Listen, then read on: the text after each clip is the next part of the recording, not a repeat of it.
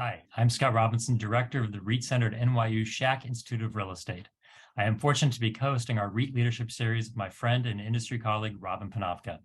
Robin co-chairs Wachtell Lipton's real estate and REIT M&A practice with Adam Emmerich, both of whom have long supported the Schack Institute of Real Estate, notably as conference co-chairs of our annual REIT Symposium held every spring in New York City. Today's conversation is with Ken Bernstein, President and CEO of Acadia Realty Trust, which he co-founded in 1998. Acadia owns over 100 open-air retail properties valued at over $4 billion and trades on the New York Stock Exchange under the ticker AKR. Prior to founding Acadia, Mr. Bernstein served as Chief Operating Officer of RD Capital until its merger with Mark Centers in 1998, effectively creating Acadia. I'm very appreciative of Mr. Bernstein's time today, particularly for the insight he's providing to our students. I also want to thank the many NYU Schack students who participated in this series, including today's co-host, Raj Patel.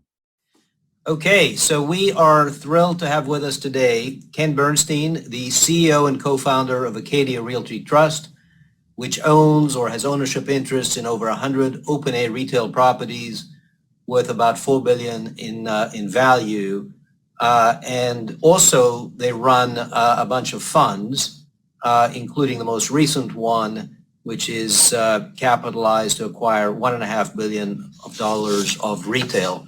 So we'll talk a little bit about the fund model later. So Ken, why don't I kick it off, and then others are going to have follow-up questions, and maybe why don't we start with some of the points to some extent we were covering before, which is the recovery of cities, the recovery of New York, which is of great interest to many of our students. So you have quite a few assets in the New York metropolitan area, including the city, Brooklyn, et cetera. And I gather you're sitting in your Brooklyn conference room. So that's a perfect way to start this. Are cities dead as a result of remote working? Are we all moving to the suburbs? How do you see all of those issues? Sure. So first, thank you for having me, and for the students who will be listening in. Welcome to the real estate industry. It's an exciting industry, and we'll get into the pros and cons of the industry, but there's far more pros than cons. So as it relates to the cities, and then more specifically, Robin, to your question around the return to the office, what I say is you should be thinking about this with multiple different lenses, or it depends what hat you're wearing. If you're thinking about it as an employer, if you're thinking about this as a prospective employee, someone who's joining an industry, if you're thinking about it as an elected official or as a citizen, each of those different lenses is going to impact your conclusions. So it really depends what hat you're wearing, or in honor of Adam joining us, what tie you're wearing. And what I say to the students is, please be careful. The notion of a 4-day work week sounds enticing, but, and I'm a former lawyer, the first several years of practicing law, the hours were horrendous, but I learned so much, and I just could not have learned it remotely or at 4 days a week. Now, it's your choice as a student and young professional of how you engage, and I'm not suggesting that we're all going back to the 20th century. We have technology that enables us and frees us to do a lot of different things, and that's what cities are confronting right now. So my conclusion as a citizen is that cities, employers, law firms, real estate companies, young professionals, et cetera, are better off figuring out how we can get back in person more often than not, but with the expectation that it is not going to be like it used to be. So when I think about that as an investor now, cities are going to look different. I would tell you New York's doing a pretty good job, from my view as a retail landlord in Brooklyn, in Soho. It's doing a pretty good job of getting population back. Once we get tourism back, I think that will help as well. I wouldn't jump to the conclusion that every office gets reoccupied. That's not my business. As an investor, I worry about mass transit if it's not being used regularly and what's that's implications. But long term, I think young, bright, energized professionals are going to want to be together. I think a whole host of other people, whether they're students, whether they're in the arts, a whole variety of reasons, are going to want to come back to the cities. New York, first and foremost, but all of the cities we're involved with. So long-term, I'm bullish, but that's not without ignoring that this could be a multi-year process. Our elected officials have a whole host of quality of life issues that need to get resolved, and it'll take some time. So in light of these challenges for the cities, and let's throw in technology and online shopping, how is your business changing? And as you think about investments in the next year or two, and you've obviously got a lot of dry powder to do that, how are you thinking about that differently than you might have, say, 10 years ago? Right. And by picking 10 years, you were just after the bust of the dot-com bubble, where retail bricks and mortar real estate was actually getting a lift. And coincidentally, I'd argue similar, not the same. History doesn't repeat itself, but it rhymes. Similar tailwinds for bricks and mortar retail today, which just quite simply means you're going to see companies, retailers online and otherwise, and even non-retailers, look at Disney, look at a variety of companies, talk about the pursuit of profits. And what we have known for several years, but is now even clearer, is bricks and mortar retail is the most profitable channel in an omni-channel world. So what does this mean? Does this mean Amazon goes away? Absolutely not. Don't worry. Keep your Prime membership. Order away. Does it mean that Amazon doesn't make a lot of money on each of those purchases? Yes.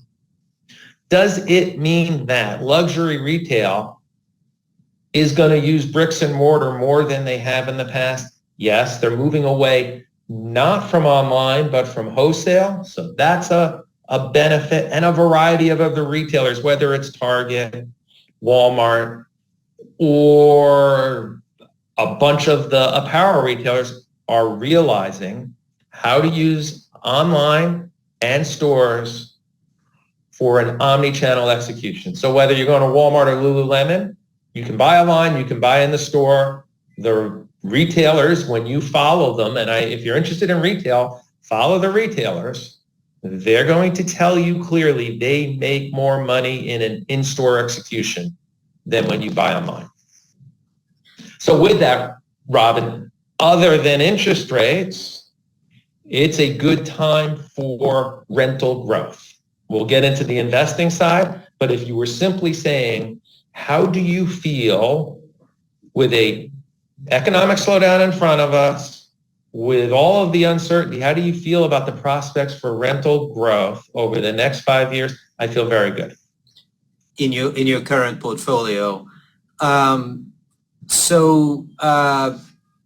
It sounds like the pandemic and the recovery isn't deterring you. Technology is not deterring you, but you did touch on interest rates, and let's throw in inflation. How do you see that playing out? And talk a little bit about kind of where you want to invest given all of these challenges.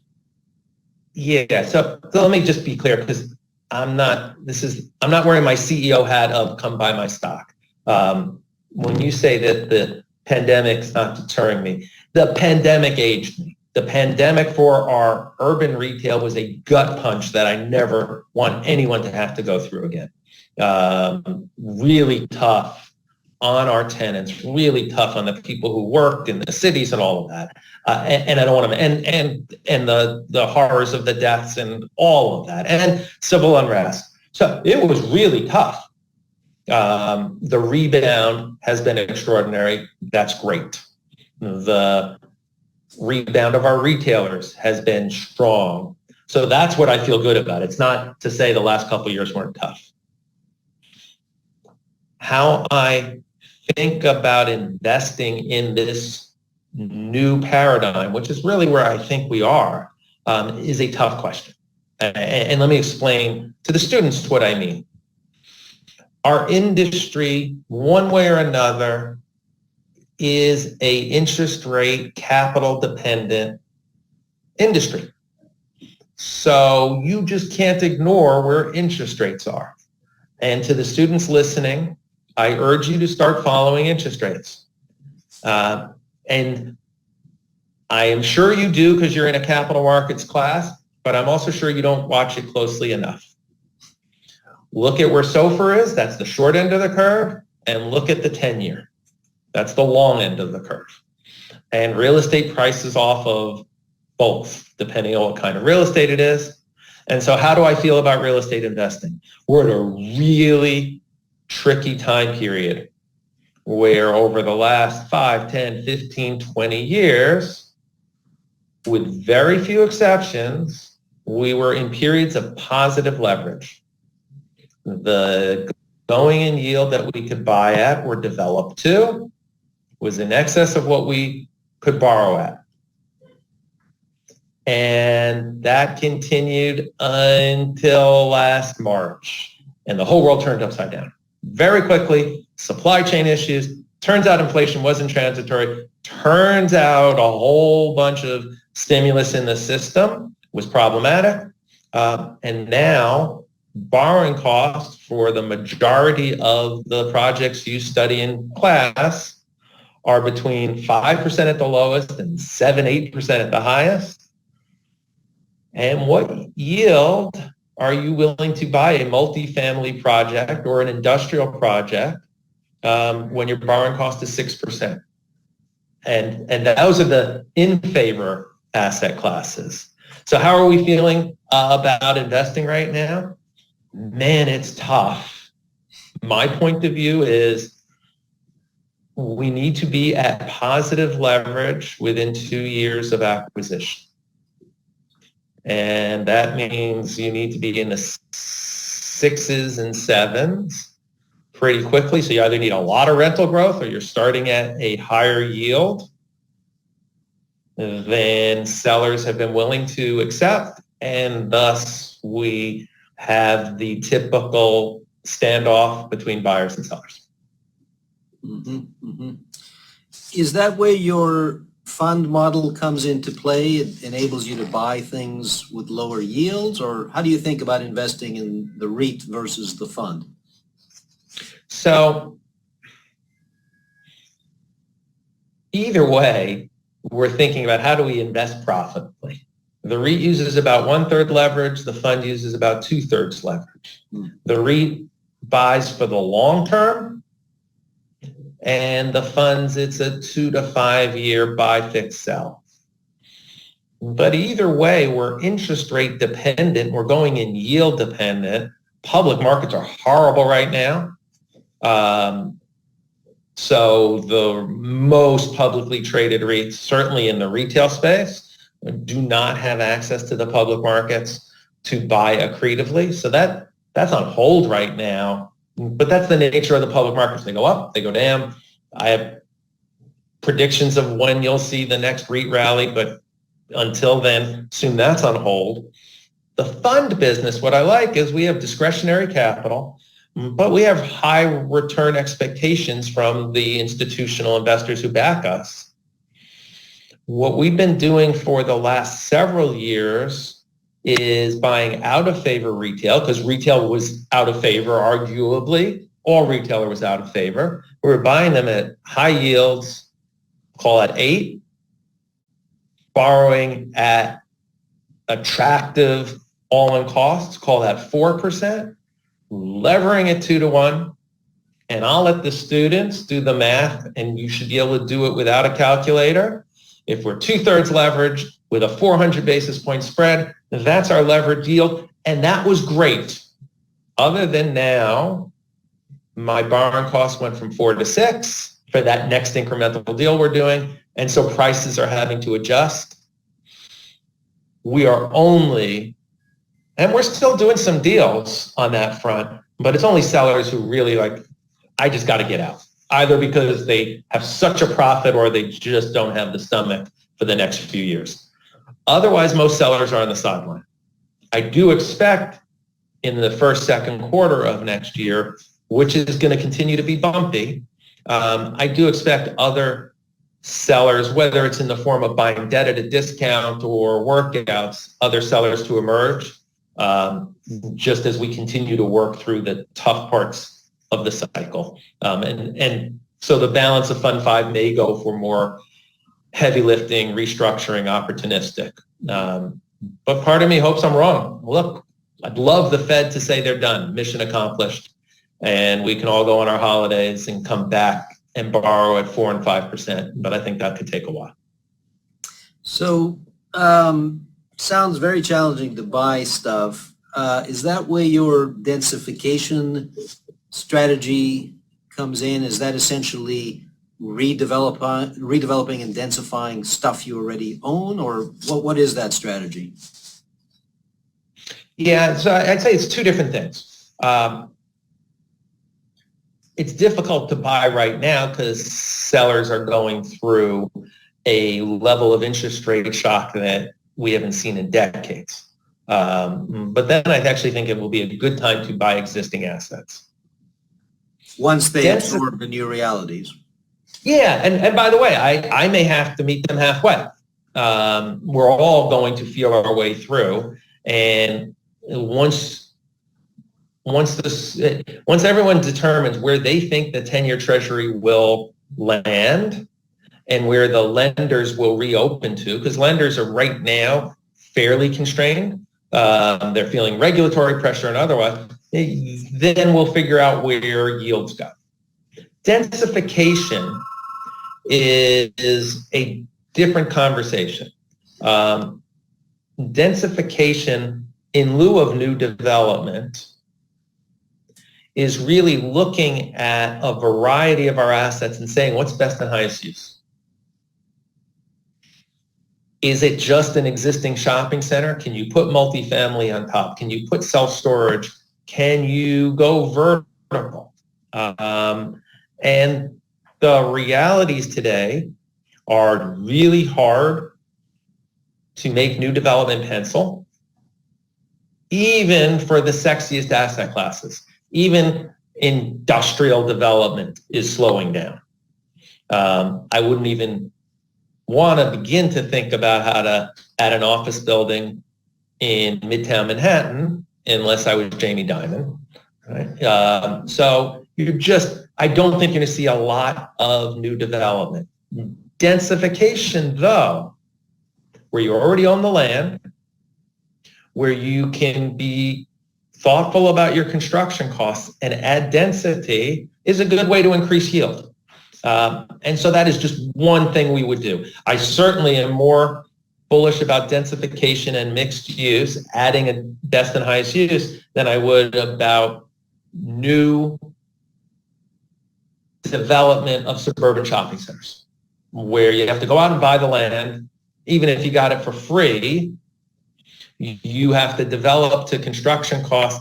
And shopping centers, even though, again, shopping center rents are growing, but shopping centers are trading at a discount to construction costs. So why build it when you can buy it for less? That has been the biggest blessing for retail real estate this cycle. Let me be specific. Over most cycles, part of the reason that developers and owners get into trouble is we overbuild. We have not built new retail real estate for all intents and purposes for the last decade, and that is made the supply-demand imbalance better for us, but we're still not at the point where new development makes sense. Got it.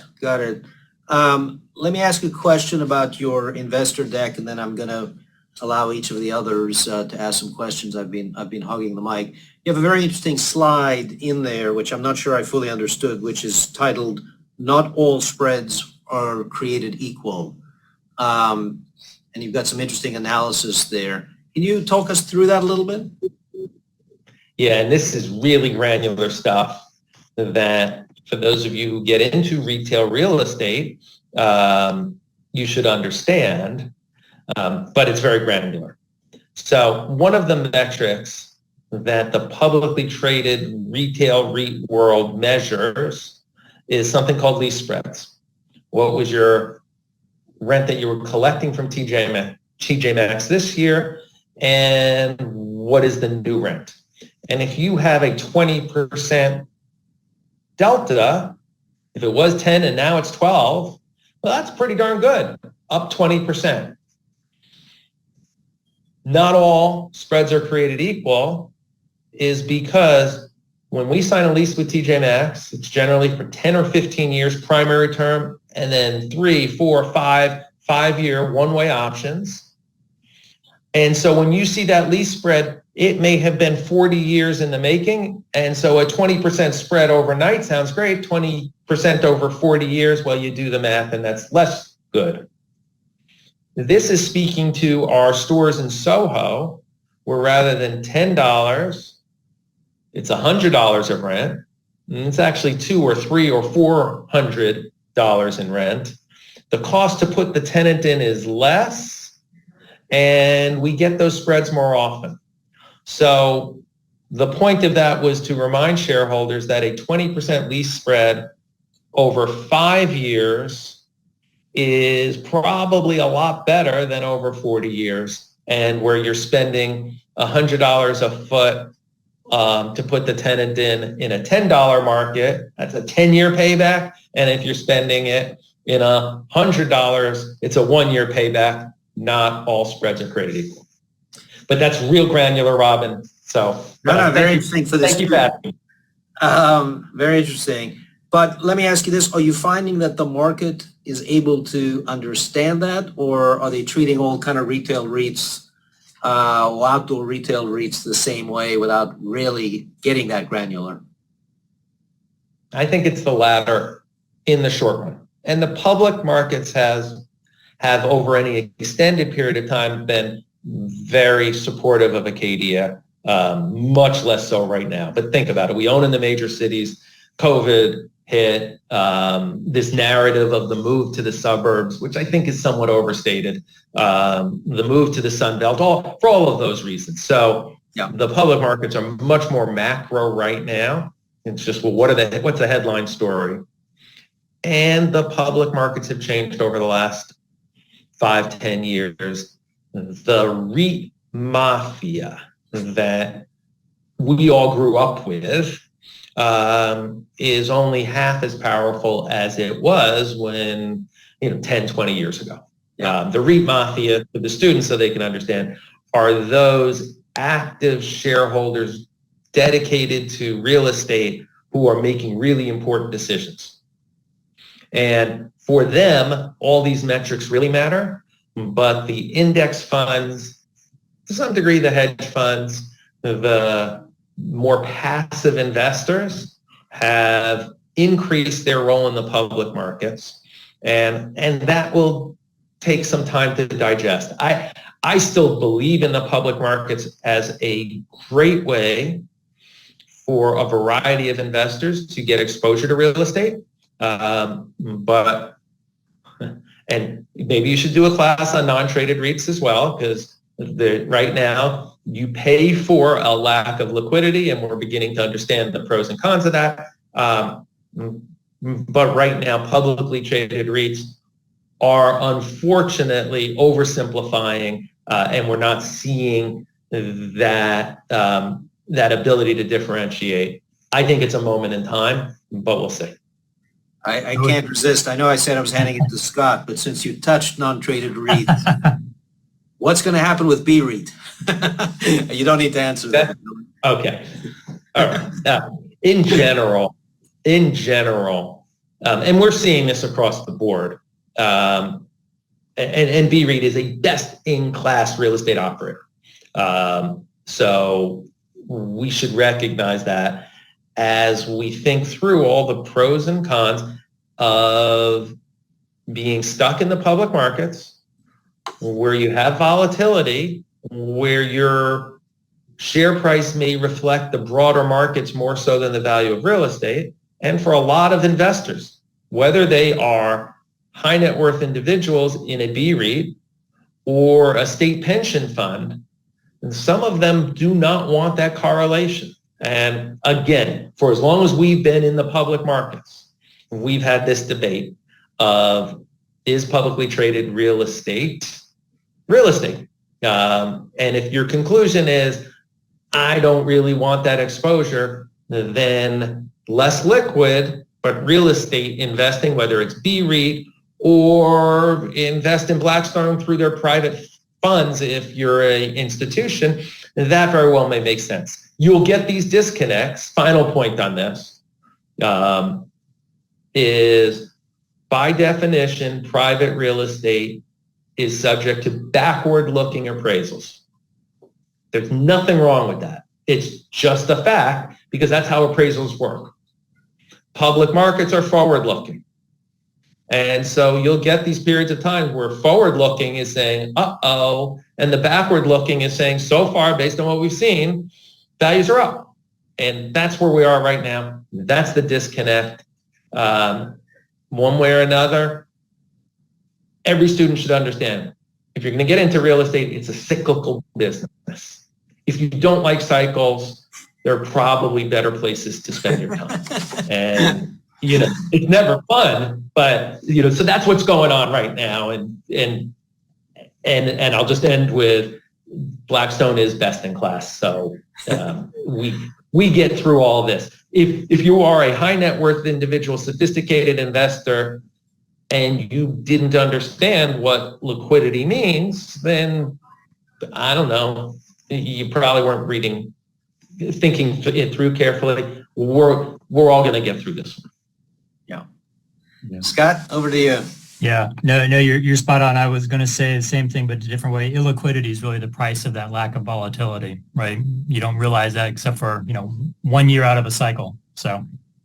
Yeah. And by the way, Scott, you could probably for a lot less just turn your screen off. Right? True. But that's an argument I've had for decades. Yeah. Well, you invest in the right management team, yes, then you can just let them do their thing. So let's jump back for a minute to the densification topic and maybe weave in some technology. We know before e-commerce, retail was always the last mile within the logistics chain. But then something happened and everybody wanted to create warehouses in the cities and close to consumers to recreate that last mile distribution when everybody thought that, in-store retail was dead.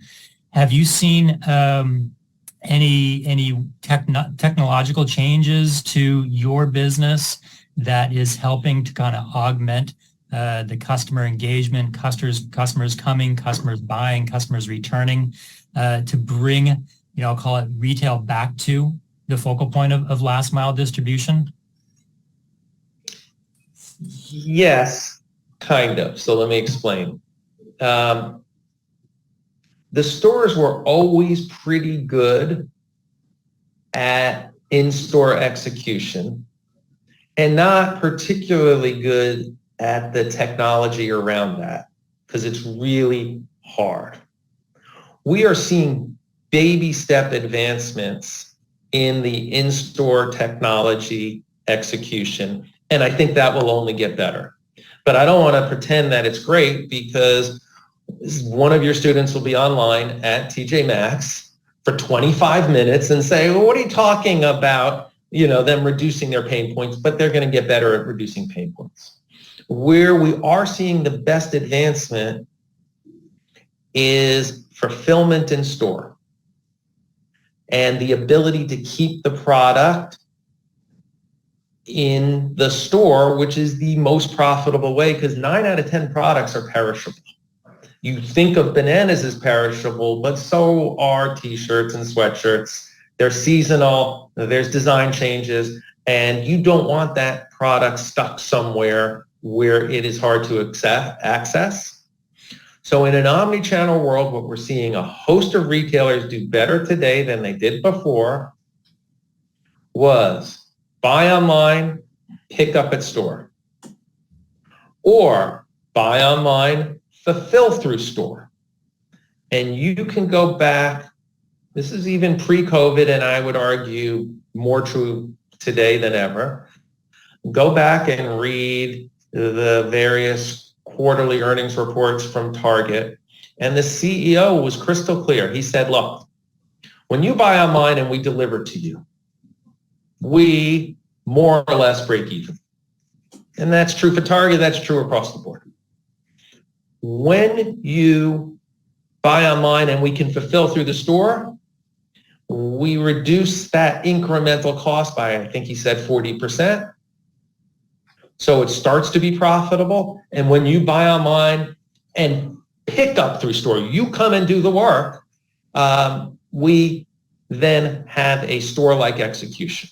So that's technology being used for fulfillment. And you're going to see more and more of that. Then technology used to inform the shopper ahead of time is also advancing. More shoppers now show up knowing what they want. They're better informed.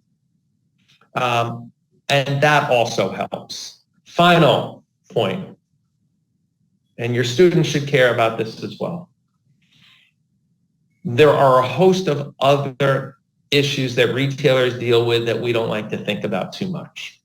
One of them is the impact to their bottom line, but the impact to all of us on returns.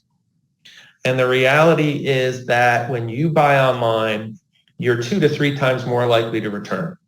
Okay, so it's a less profitable transaction because you'll buy 3 different sizes and pick one, just to oversimplify it.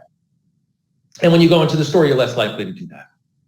But here's the hard part, and you're going to be reading about this more and more. When you return those 2 pair of shoes, they often don't end up back in the retail supply chain. Worst case scenario, they end up in landfills. All right, so when we're all talking about the impact on the environment, retailers are focused on this. They're working on making it better, and technology will help. But that's one more reason that they're saying, hey, come into the store. And this way we don't have to deal with some of those. It's a profit issue for them, but then it's also something that we should all be aware of. Right. That makes sense. I appreciate that. I know Raj has a question on underwriting and some advice to students on that. Maybe I'll let Raj pose that question and we can hand it over to Adam thereafter.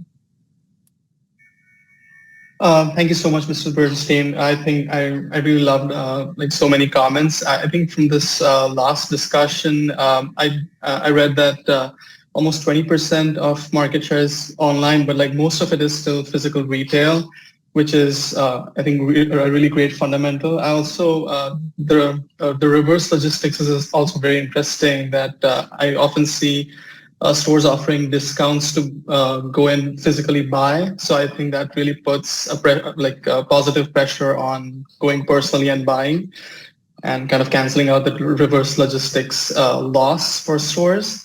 So Mr. Bernstein, I just wanted your advice on a few things. So as young professionals and students, we often go into underwriting as we start our careers. How should we view opportunities and analyze investments? Any advice you would have on that? Sure. Let me just touch on something that you raised in your introduction to this. Inducing people to come into the store is critical, but here's the other thing that you and your fellow classmates should watch. Customer acquisition cost. What does that mean? Shockingly, it turns out that Google and Facebook are for-profit enterprises. And Google makes a lot of money off of search. And one of the ways they make money off of search is when you type in Allbirds, they get a scrape. So the next time you're searching for a retail and you give your email address, watch how quickly that retailer is offering you 15% if they can connect with you separately. And that's because customer acquisition cost is so high. So along with everything else, and retailers will often complain to me that we're charging too much rent, we ain't charging enough rent compared to what Facebook charges. But now on to your question. In terms of underwriting, and now remind me because I forgot part of it, but your question is underwriting and? Sir,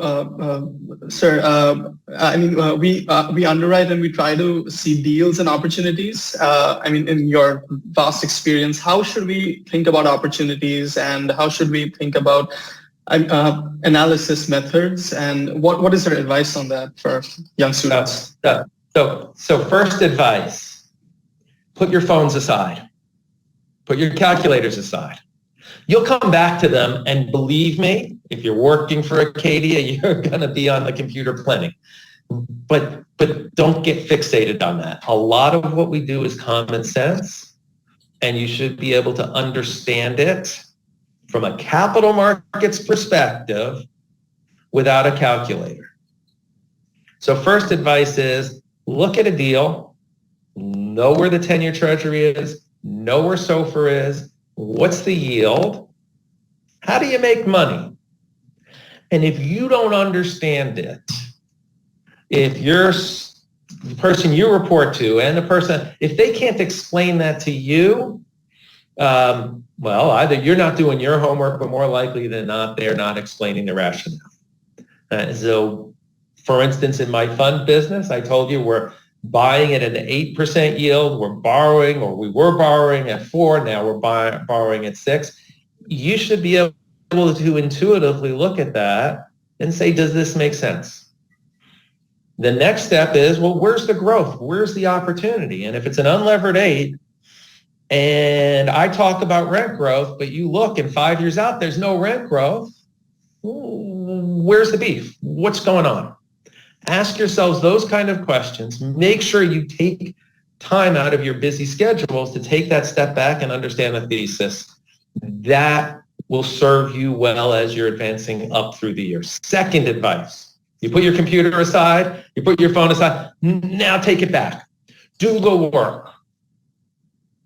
We started the conversation around the potential for 4-day work weeks or this or that or quality of life. I'm in favor of all of it. But when you're young and entering the workforce, I just don't know what the harm is in working harder, learning more, being smarter. If there's one slogan that drives me nuts, fake it till you make it. No, work hard until you make it. Great advice. I love that. Thank you so much, Mr. Bernstein. Sure. Adam. Ken, thanks a lot for all your time and energy and enthusiasm. I won't ask you what is your favorite sector, but I would ask you, putting aside the sector that you're in, both for investors and even more so for young people getting their start in real estate, where would you go? What's the future? What's the sexiest? What's the most growth? Where should people be? And obviously, for investors, you want to be diversified and so forth. But just to kind of a comment on varying sectors and how they stack up against each other.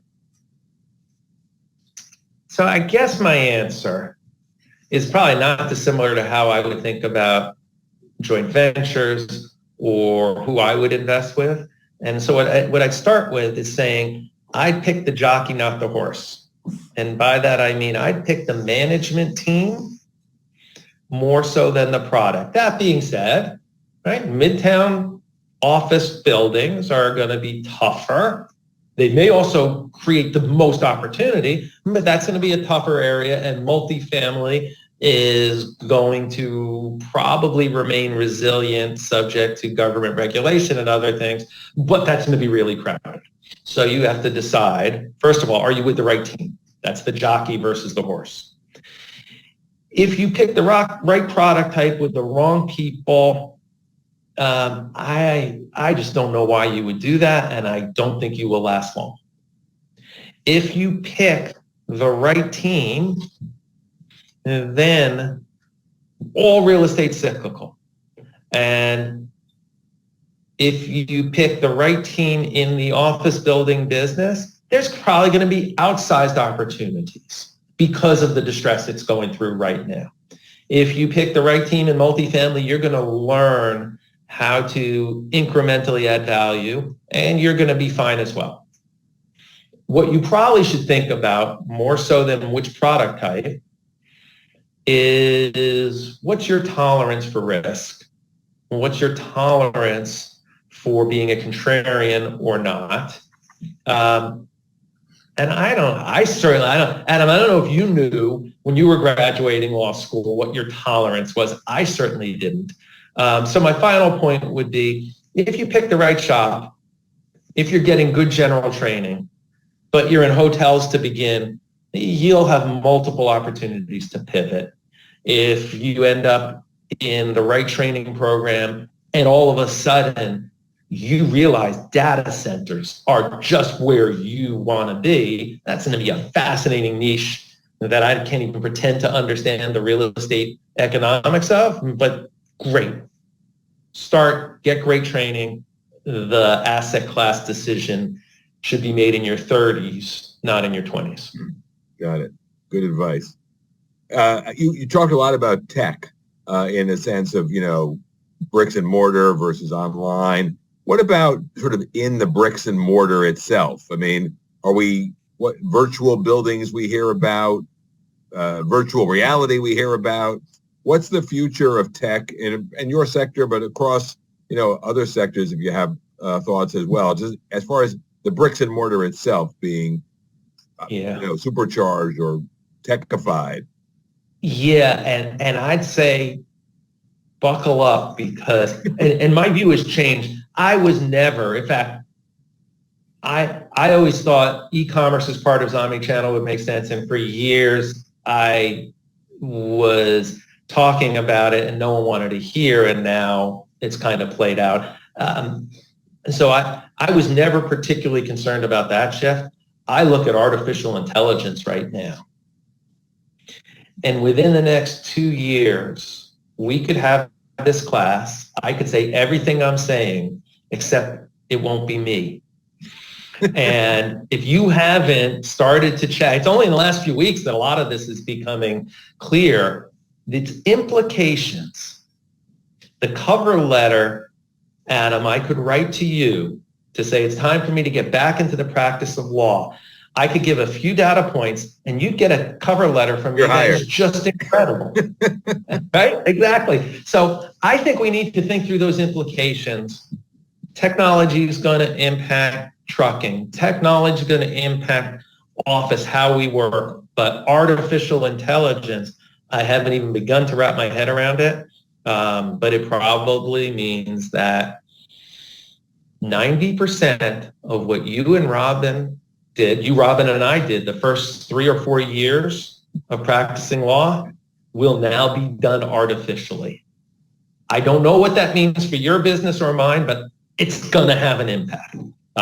So that's something that I think the students should be thinking about long and hard.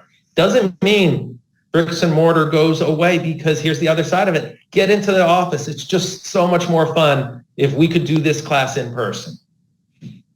I have no idea actually how I am on Zoom. In person, I move my hand a lot, but I've had fun with students having these conversations. But your ability to learn in person, your ability to go out to restaurants in person, all of those other things, that doesn't go away with technology. But let's watch artificial intelligence, because it's somewhere between really exciting and really creepy. So Scott, we'll come back to you in a sec, but one question. You've talked about starting out as a lawyer, risk for tolerance for risk, and so on. Quick synopsis of how you ended up where you are now and your tolerance for risk, which must be high to have abandoned a boring job like Adam and I have for what you do.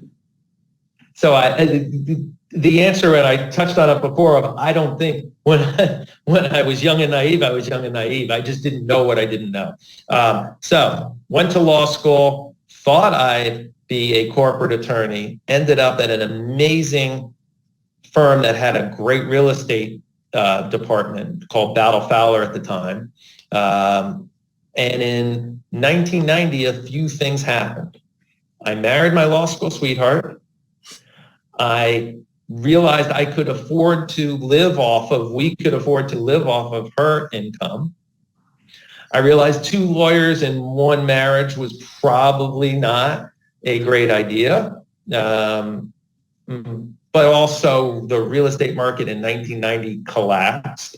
And I was just smart enough to know buy low, sell high, so I was getting in on the ground floor. But I liked the practice of law, and I loved the law firm I was working for. I just felt like I probably would have more fun being on the principal side, but I had no idea of how tough the early 90s was going to be for the real estate industry. I thought it was just a mild correction. It was a tough time for the real estate industry, and yet what a great time to get in on the ground floor. And I had that opportunity, and still married, so at least I got that part of it right as well. And happily married. So we're getting almost out of time. Time for one last round. Scott, and then Raj, and then Adam. Yeah, great. Thanks. Look, one of the benefits of getting older is you kind of know yourself better, and you can kind of, you think you know the world better, and it's easier to make decisions and choices and partnerships. How would you guide my students in thinking about choosing the right team to go work with? There's a lot of talk out there, make sure your ethos are aligned and there's a good work-life balance. But beyond that, how would you help them, kind of decide which group to go work for, which company? Yeah. And I don't want to minimize work-life balance. But what I would tell you is when you're starting off, if it's a hard-working, hard-charging team with strong core values, and it feels like the right fit, but you're debating, they want you in the office 4 or 5 days a week and other places offering other things, I'd say if it's the right fit, go for it. You'll have more time now to figure that out. And if you get ahead now, your work-life balance will arrive when you need it more, when you're raising your family and things like that. Core values are important, and you should think about what is that team's core values. For ours, we have it. I don't know if you guys will be able to see, but it's right there on our wall. Right? Integrity, intensity, innovation, and intelligence. I shouldn't have to look at it. I'm the one who made it up. But the reason I wanted to have those 4 I's is this is what we stand for, right? I want you to be smart. I want you to be intense. That doesn't mean overbearing, but that means you're into it. Right? I want you to embrace change because change is inevitable. And other companies might feel otherwise. If you think about it through that filter of what do they stand for and do they walk the walk, then I think that'll help you. But here's the bottom line. It is a great job market. It is a great time to be in this country. We've got a lot of headaches, but I'd still argue we are the best country in the world. It is a great time to be a young professional. There's going to be a lot of disruption out there. Try to avoid the bright, shiny objects, whether it's on the job, people offering you things that just don't make sense. If they say you get to fly on a private jet anywhere, anytime, I'd worry about their bottom line, right? If they say we're going to pay half of your compensation in crypto, well, if you can explain to me what crypto is, then maybe, but avoid some of that. High quality firm, doing interesting things. Are there people there ready to train you? Those are all of the, and I have a 24 and a 27-year-old, so I have this conversation with them often. Right? Those are all the things that they're looking for. One final point, one of my kids has been in the office 5 days a week for the last couple of years because she works for a major office developer company, so they led by example. She is much happier than her friends who have been more remote. We were talking about this on the law firm side as well. We all think quality of life includes this remote work, and yet when we poll people, they're less happy. They're more anxious. For lawyers, they're working even harder. So final point is find a group that you can engage with and engage with them in person. Nice. I appreciate that. All right, Raj, you get the final question, and also you can have a rebuttal on behalf of India, if you like. Thank you so much. Just to be optimistic about the future and the economy, I just wanted to get your opinion. I think this cycle, what kind of opportunities do you think this cycle will provide us? Because the replacement cost is really high and the buildings today are going to be worth a lot more in the future. So I would love to know your thoughts about that. Thank you. Yeah, so I agree with you. I think replacement cost is going to be high and stay high. I think inflation will moderate at some point. I have faith that our Federal Reserve will get the mission accomplished, but it may take some time. And so I think there'll be a lot of disruption. I think it will be a very good time to buy real estate for those reasons. I think it will be very hard to finance deals for the next few quarters, but that shouldn't be your concern. Your focus should be, will we be climbing out of this latest correction in a position of strength?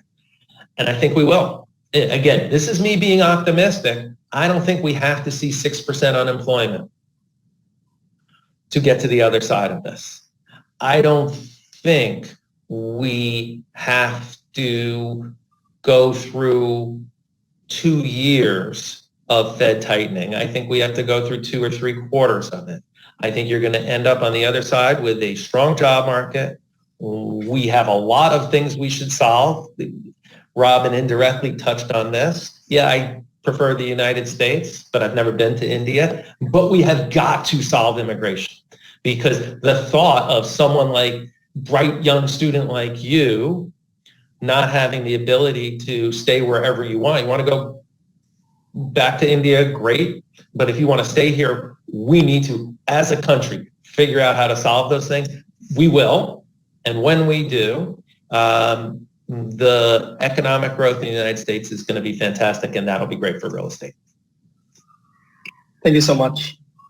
I love the optimism. Some fantastic advice. Pick the jockey, not the horse, and use common sense, which I must say is such a helpful guide for young people. Get away from the computer, and does it really just make sense? It's very often that first intuition ends up being the right one after you've gone through tremendous amount of number crunching. It's still that initial intuition. So can't thank you enough. This was fabulous, and we hope to have you back, hopefully in person next time. All right. We'll see the arm. Thanks for having me. Take care. Really appreciate it. Thank you.